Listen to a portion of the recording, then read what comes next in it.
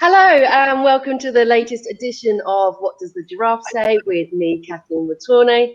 We're an organisation that aims to reconnect people with conservation by holding live interviews on social media all around the world.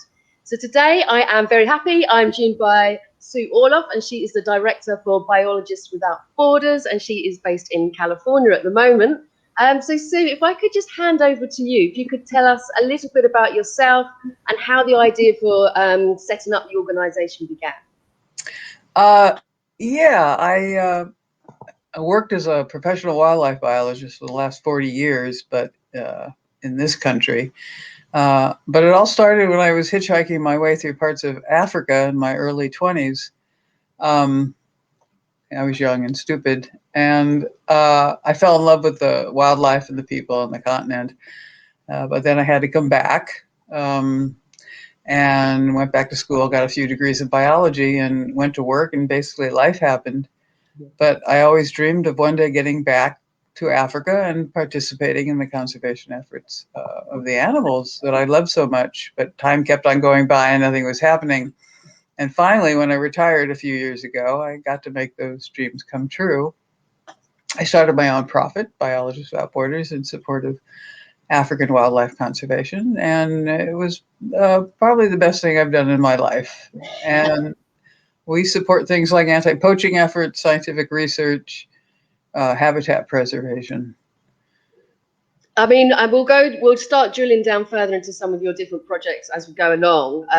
But where did the idea of Biologists Without Borders? So was it because you wanted to help people that have the experience in conservation in different organizations, and then how do you match that up?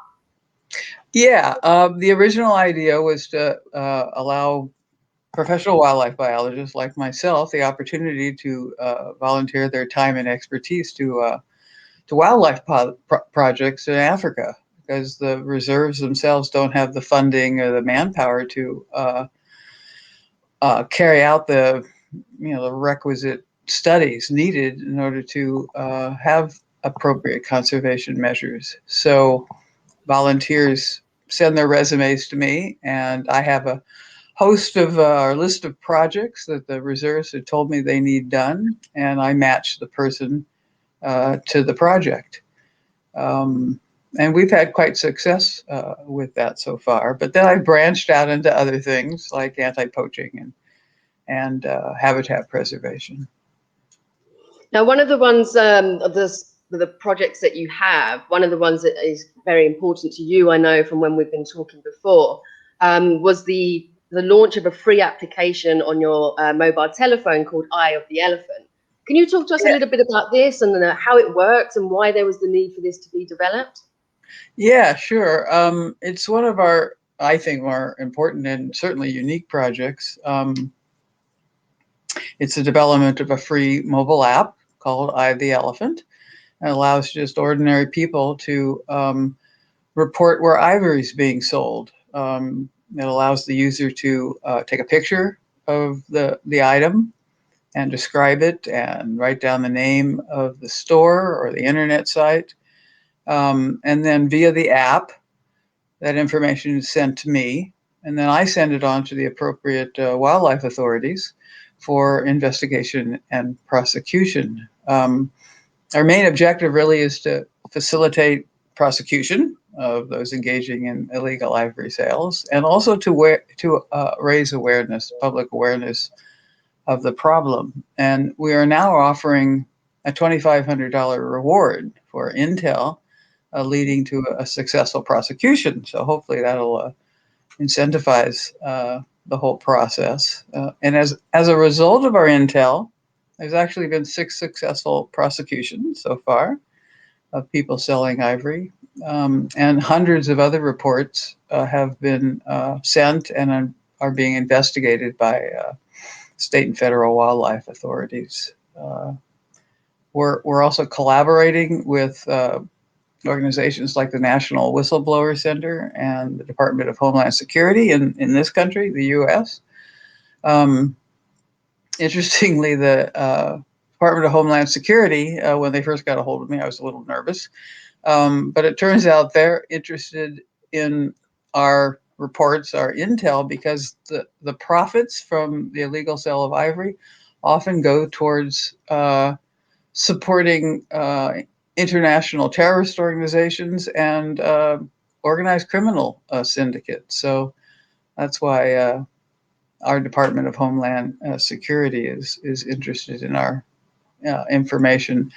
And the fines that are levied against the sellers, which have been in excess of a couple 100,000 in the last couple of years, these are often awarded to various wildlife organizations, and then those funds are pumped back into conservation. So it's really a win-win situation. And although much time and effort has been put into fighting poaching on the ground in Africa, which is a thankless job to do, not much effort has been put into the demand side of the equation, which is where our app comes in. It allows people to take action against the illegal ivory trade and actually be a part of the solution. And our efforts have been in this country for the last 3 years, but we are now expanding our focus to include the UK, who's recently banned ivory. The law hasn't quite taken effect yet, but it's in the books. So we're in contact with the various authorities there, and we'll soon be sending our intel to their organizations as well. And the EU is currently considering a ban on ivory too, which is great. So progress is being made slowly but surely. And we got a comment coming through from Stacey Sadaford. If we could just reiterate what the name of the app was. Eye of the elephant, small eye of the elephant. And you can download that on my website, which I believe is on your page someplace, Biologists Without Borders, under Saving Elephants. And it's also available on the App Store, Apple or Android, just under I, single I of the elephant, not I. Excellent. Okay, brilliant. So hopefully people back home now will be able to download it. And then is it a fairly simple app to be able to use if you're not that great with technology, for example? Yeah, I can. I don't know if I can, but I can show you it on my phone. Let me see if I can find it here. There it is. So it's at the top. You just click that, and a little picture of an elephant comes out. Yeah. And then it says, make a report, and then there's a map of reported stores, and then there's another tab that says reporting tips and additional information. And when you go into make a report, it just, if I can get that in there. Yeah. It's got the name of the store, the location, which is GPS. You know, you just, if you're there, you just click save on where you're at, and then the map of reported stores. Here's a map of the U.S., and you can see the various areas that have the most. It's mostly on the East Coast of our country. There's about 11 states right now in the U.S. that have ivory bans, but we're trying to get more on board. And it's a lot easier for the authorities to bust people if they have an actual state ban. At a federal level, it just gets way too dicey and too many things. Why are you finding it's at the East Coast mostly? Say again? How come you're finding that a lot of the reports are coming from the East Coast? I think because both Washington, Oregon, and California, all on the West Coast, have ivory bans. Right. And on the East Coast, there's not that many ivory bans. New York State has an ivory ban. And there's a few other miscellaneous states in between. But a lot of the states on the East Coast do not have ivory bans. And some of the biggest culprits, like Pennsylvania and Florida, just to name a couple, have a large ivory market that we're trying to tap right now. And You also said, why is this necessary? Well, over 100 elephants are killed every day for their tusks, and the global demand for ivory from people like us have skyrocketed. It's like skyrocketed in the last few decades, and it sends the poaching rate soaring. And although there's a moratorium on the international trade of ivory in this country at a federal level, and that's been in effect since '89. Ivory from recently poached elephants are often smuggled into this country and sold in storefronts and online. Yeah, it's such a shame. I mean, what's the state of the ivory trade in countries worldwide? I know your focus is at the minute the US and going into the UK as well. But are there lots of bans in place, or is it still a big problem? And are there any big hot spots around? Yeah, I regularly search the internet for ivory on sale. And the market has actually pivoted to the online market as much commodities has. But there's huge markets in both the UK, the EU, Australia, Israel has a large market as well, and of course the US. So it's in most developed countries that have the money. And I'm sure there's a huge trade in China too, but it's hard to get access to their internet sites. So. And they're actually clamping down on ivory now. There's an ivory ban in China now, but so things are progressing slowly. I mean, how does it work then? Is it a case of if there's already stuff there that can be sold, but you can't have any new ivory coming in? Well, the U.S., if you can show that it's younger than 100 years old, otherwise it's considered an antique and it's allowed. But if it's younger than 100 years old, then it's illegal. And even mammoth ivory, because it's so easily confused with regular ivory, is banned. And the UK law is pretty restrictive as well. It also goes back about 100 years. So, yeah, there's some pictures of some ivory objects that we have found over the years. And do you find that people are actually aware of how this ivory, the fact that elephants have to die for this to be made into these ornaments for your house? No, they're not. There's a lot of ignorance or maybe denial out there. You have to actually kill the elephant in order to get his ivory, and often in a quite brutal fashion. And once the dominant member is killed, and often it is the dominant member that's poached because they have the largest ivory, it disrupts the whole social network of the herd, and it takes sometimes years to get back to normal. And I think if people knew this, they'd be much less likely to buy the ivory item. But it's just not a common. It's not common knowledge. It really isn't. And people also think that elephants are doing just fine. And in reality, if the poaching rates continue at the rate they are, they could well be extinct in the wild in our lifetimes. And that would be, I think, a great shame on the humankind. Yeah, I mean, I think there's a lot more awareness that needs to be made. So how would you, as an organization, do you have any things in place to try and change the demand aspect to stop the trade? Just trying to get the word out. I think trying to broadcast that the app is available and there's information on the app, about the need. Yeah, if anybody has any ideas about how to raise awareness, I mean, your show certainly can do that, and the media. I try to contact various NGOs on a regular basis and try to get their attention and try to direct them towards the app. The African Wildlife Foundation is actually putting out a little article on us shortly, so that's good because that'll get to a wider audience. I've been trying to get through to the World Wildlife Fund for years now, but it's a hard nut to crack.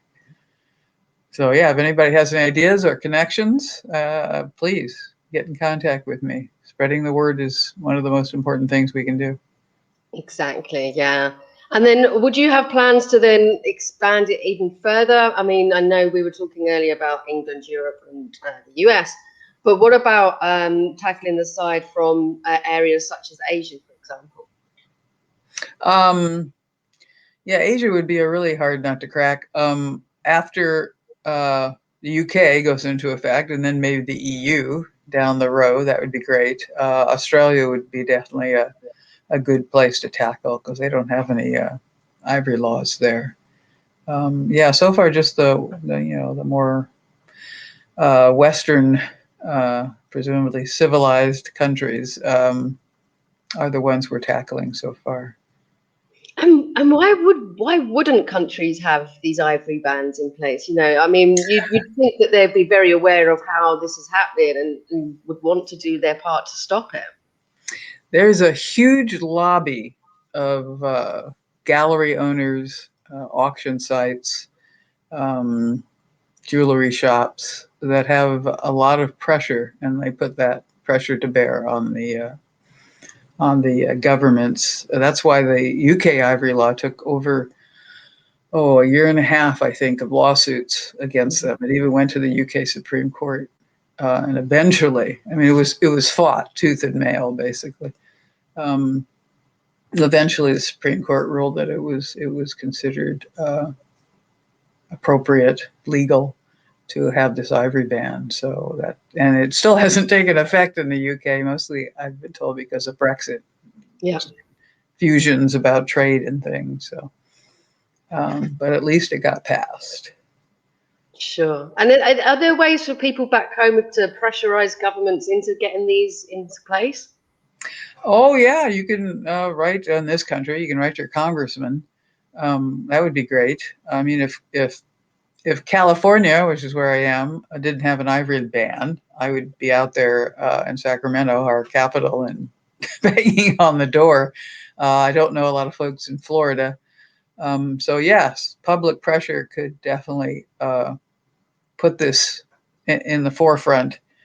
And we have propositions in this country in all the states where you can actually, if you get enough signatures, you can put it on the ballot and then people can vote for it. I mean, that would be great too. But it takes local, interested, dedicated people to be able to do that. Yeah, sure. Anyone back home who's watching and wants to play their part, then please do get in touch with your local representatives to try and stop this trade from happening. Yeah.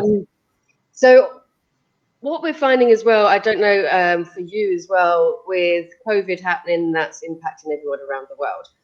Is that having any impact on the trading of ivory? Is it going up, or is it actually not going up as much because it's more difficult to transport in these times? What's the situation there?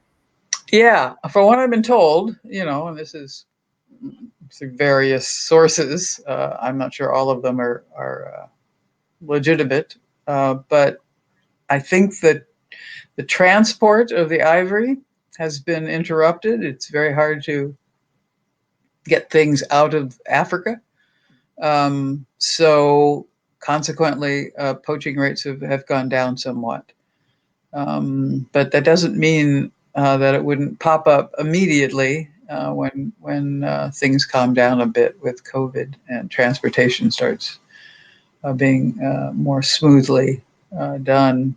A lot of the times, ivory is smuggled out of Africa via, diplomatic sources. So people that have immunity from any kind of searching and things, they put it in their satchel and carry it out. That's true for rhino horns as well, which are a lot smaller and easier to transport. But yeah, COVID has an effect. Bushmeat trapping and hunting has gone up because people are hungry, so they're going after animals just to eat and to sell the meat. So yeah, I've been hearing the same reports actually across all the different organisations that we're talking with too. And then in terms of your other aspects, so you normally have volunteer programs running and safaris that help to fund all the stuff that you do. Is that now all on the back burner? And if someone wants to support you, how would be the best way for them to do that? Yeah, most of our conservation efforts are funded by our fundraising safaris, and those were pretty much canceled last year. And this year we had to cancel the May one to Botswana. And I'm hoping that the September one will be able to go and everybody will be double vaxxed by then. And our safaris are unique in that during them we get to participate in the conservation projects that we are supporting in these reserves. So we get to participate in things like putting a radio collar on an elephant or a rhino or a hyena. And so it's much more hands-on than your normal safari. The volunteers, yeah, people have been volunteering, but I just don't feel comfortable in sending anybody over there right now, especially because of the South African variant. So, yeah, hopefully things will get back to normal shortly. And is there a way for people on your website, for example, to donate or anything like that? Yeah, there's a donate button. That would be great. Keep us afloat because, you know, the money is not coming in from our regular sources anymore. All the NGOs are suffering right now. So yes, please go to my website, Biologists Without Borders, and click on the donate button. I'd be most appreciative. We just got a nice comment coming through. I think you'll know this person as well, Clinton Dean Wright. And he's saying, "Hi guys, wonderful work and such an interesting topic. Thank you." That's Clinton. That's a buddy of mine in Africa. He's actually the guy that put this idea in my head in the first place to start my right, really? Yeah. So appreciate his comment. Okay, well, I've only got one more question left, and then we'll start to wrap things up. If anyone back home is watching and they'd like to put a question to Sue, then just pop it in the comments section, and I will do just that for you. The more people who are commenting, liking, and sharing all helps to spread awareness and to push these organisations into the more public area. So it really does help, and we always appreciate every little bit of support that anyone can show. So I like ending things on a bit of a positive note. Would you be able to tell us, for example, what your favourite success story was? Yeah, well, one interesting one is that came in through the app, a report on the app of a huge ivory tusk in the window of a store on Fifth Avenue in New York City. This wasn't that long ago. It was about a year and a half ago. And New York has had a ban for many years. One of the first states, actually. And so I reported it to the wildlife authorities in New York, a bunch of great guys from the Department of Environmental Conservation. They're amazing folks. And by the time they got around to going to the store, the guy was smart enough. Somebody probably said, "Hey, you probably shouldn't have this tusk in the window." He put it in the back room. So the guy got there and said, "I saw this tusk in the window. Is it still for sale?" And so they offered him the tusk for sale, and he was busted. So that was an interesting story. But probably more importantly, our fundraising goes to often to support habitat preservation. And our sister organization, Well Tomorrow Fund, out of New York, are leading a project that we're all quite proud of, where we've purchased almost 4 square miles of land in the last couple of years. And this land is between 2 existing wildlife reserves. And it provides a corridor between them so animals can freely move between the two. And this land, the movement has been blocked for decades, and people have been trying to solve this for many years. So Wild Tomorrow Fund came in and bought the land, and hopefully soon we'll be dropping fences and animals can finally move between the 2 reserves, which is environmentally and conservation-wise a huge effort. And we've saved this land from imminent development, and we're rehabilitating the land and protecting it in perpetuity. So we're all we're all quite proud of that project. Yeah, I mean, I'm familiar with the Wild Tomorrow Fund guys. I actually spent 3 months on a property quite near to one of their areas. And what I loved is it previously it was a pineapple farm, and the area was completely destroyed. There was plastic in the all in the land, which I spent many months trying to dig out. But now it's great because then I can see the animals now coming into the park, and you're seeing there's giraffe and all these different kind of things. So it's just so lovely to see that something that was barren farmland, like, taken away from the wildlife, is now getting back to what it should actually be.